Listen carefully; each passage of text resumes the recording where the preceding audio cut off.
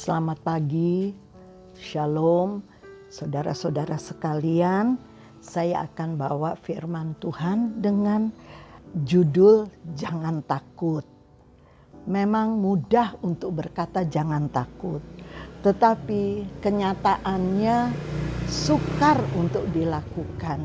Kita sudah percaya kepada Tuhan Yesus, kita sudah menjadi orang percaya sejak anak-anak kecil, sejak sekolah minggu, tetapi kadangkala ketakutan melanda hidup kita. Ketakutan bukan yang sudah terjadi, tetapi ketakutan yang belum terjadi. Kita bisa melihat hari-hari depan ini dengan penuh kegentaran, penuh kekhawatiran, sebab fakta nyata yang kita dengar lewat berita, televisi, lewat membaca koran, kami boleh melihat kenyataan-kenyataan yang terjadi. Tetapi satu perkara yang saya boleh pegang di dalam Yesaya 41 ayat 10 sebagai topik, janganlah takut sebab aku menyertai engkau. Janganlah bimbang sebab aku ini Allahmu. Aku akan meneguhkan, bahkan akan menolong engkau. Akan memegang dengan tangan kananku yang membawa kemenangan. Ayat ini beribu-ribu kali kita dengar. Tetapi kalau kenyataan yang kami lihat, fakta nyata yang terjadi sering menggoncangkan iman kami, sering menggoyahkan kepercayaan kami. Apakah Tuhan tidak bisa menolong kami? Tetapi satu perkara, saya ingat cerita Nabi Elia dalam 1 Raja-Raja 19 ayat 3 sampai 8. Saudara bisa baca di rumah. Takutlah Elia dan pergi menyelamatkan nyawanya, lari ke padang gurun. Sementara sebelum terjadi ketakutan itu, Elia sudah membantai 450 nabi Baal dan 400 nabi Asyera. Tetapi saat mendengar ancaman dari Isabel, Elia menjadi sangat ketakutan. Ketakutan menghadapi fakta nyata. Ketakutan takut ia nanti akan dikejar dan diperlakukan seperti apa yang sudah dia lakukan kepada 450 bahkan 400 nabi Asyera. Saat itu Elia penuh kepercayaan diri terhadap janji firman Tuhan. Tetapi waktu mendengar ancaman dari Isabel, Elia menjadi kecut hatinya. Bukan hanya Elia, ada banyak Raja Yosafat saat diserang oleh 3 kerajaan, dia menjadi gentar. Tetapi reaksi positifnya, Raja Yosafat datang kepada Tuhan. Bahkan Rasul Petrus ketika ketakutan melanda, dia menyangkal Tuhan. Dia berkata, aku tidak kenal orang itu. Bahkan dia bersumpah terhadap seorang budak belian, anak wanita yang masih remaja. Dia takut banget. Takut sampai kesesakan itu datang di dalam hatinya. Sehingga dia berkata, aku tidak kenal Yesus. Sekarang siapa saudara, siapa saya? Pendengar yang setia, ada kalanya berita-berita yang datang membuat kita kecut, membuat kita tidak berdaya, seolah-olah itu sudah kita alami. Sementara berita itu datang, kita belum alami. Mungkin kita sudah alami fakta-fakta masalah yang terjadi. Tetapi saya ingat Yesus berkata kepada Petrus, saya baca di dalam terjemahan sederhana Indonesia. di dalam Markus 4 ayat 40. Mengapa kalian gampang sekali menjadi takut? Sekarang sudah jelas kepada saya, kalian belum percaya kepadaku. Di dalam terjemahan baru kita baca, mengapa kalian kurang percaya? Jelas kepadaku, kalian belum percaya kepadaku. Dan kalian gampang sekali menjadi takut. Apa ini jawabannya juga buat kita pendengar dari jemaat GPDI COTW? Mengapa kita harus takut? Mengapa kita tidak percaya dan meletakkan diri kita di atas firman Tuhan, di atas janji Tuhan? Mereka menjadi takut dan hormat kepadanya dan berkata satu sama lain, orang macam apakah ia ini? Angin dan danau taat akan perintahnya.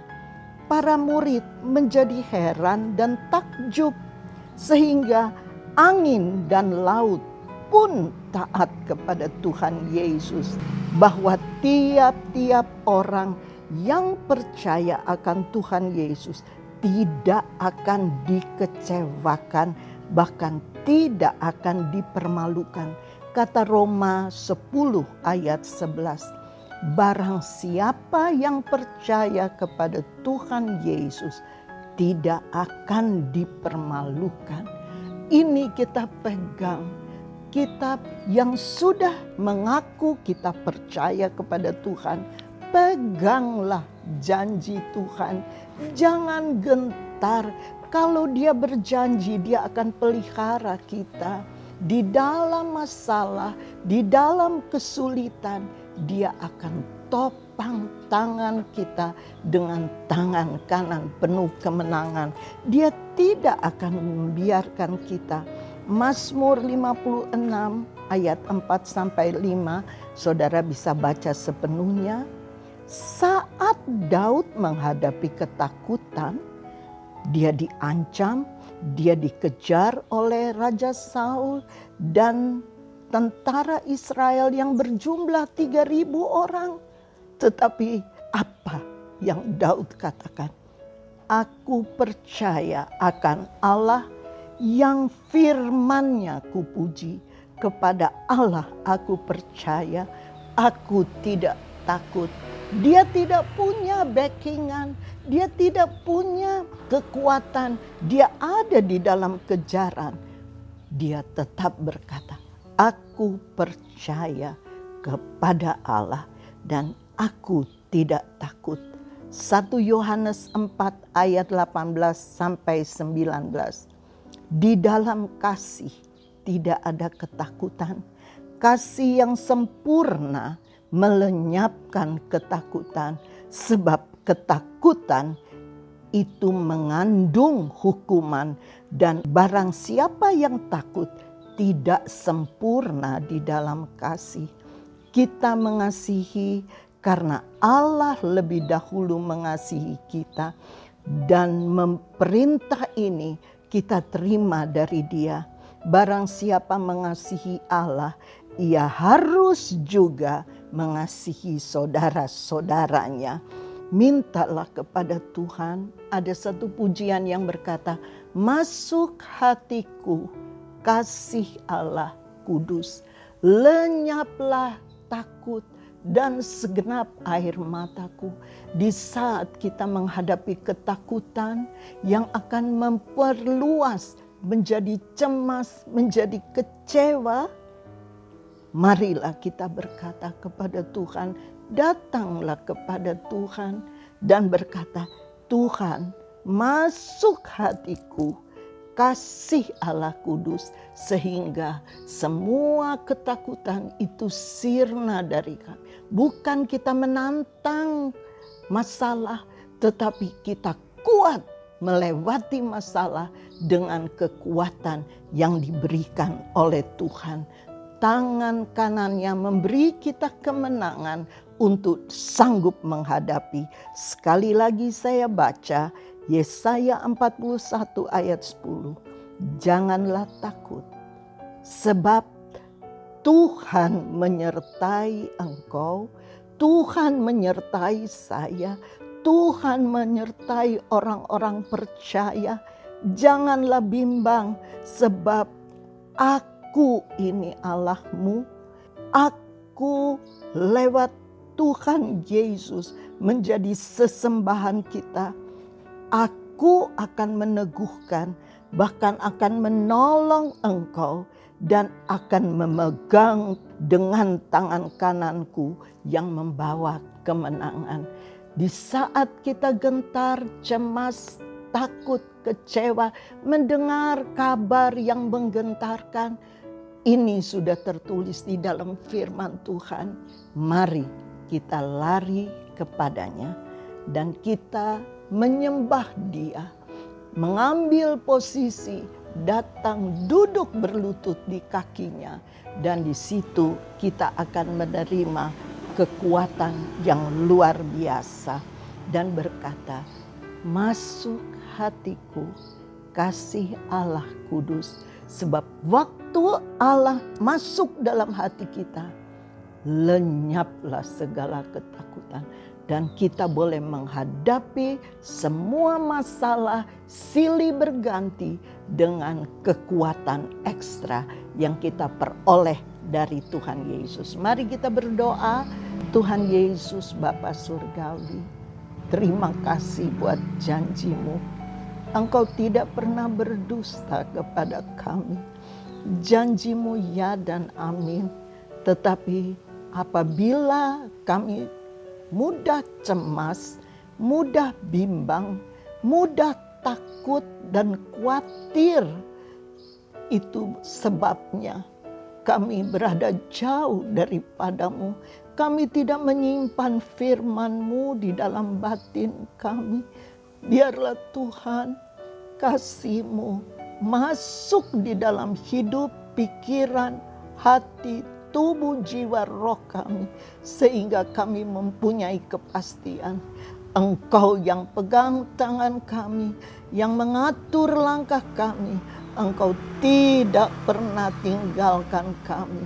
Kami bersyukur punya Tuhan yang Maha Kuasa di dalam Yesus Kristus. Sebab itu bawalah kami umat Tuhan, mulai dari anak-anak kepada remaja sampai pemuda-pemuda, bahkan pria wanita, jiwa-jiwa yang sudah percaya lama kepadamu, tetapi bagi juga jiwa-jiwa baru, biar kami bertumbuh, berakar dalam di dalam Engkau, sehingga kami tidak mudah digoyahkan oleh apapun yang harus kami hadapi.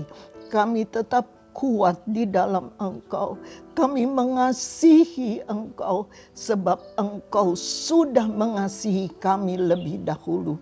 Biarlah kami setia sampai akhir perjalanan hidup kami. Kami tetap berbuah-buah, nama Tuhan dimuliakan.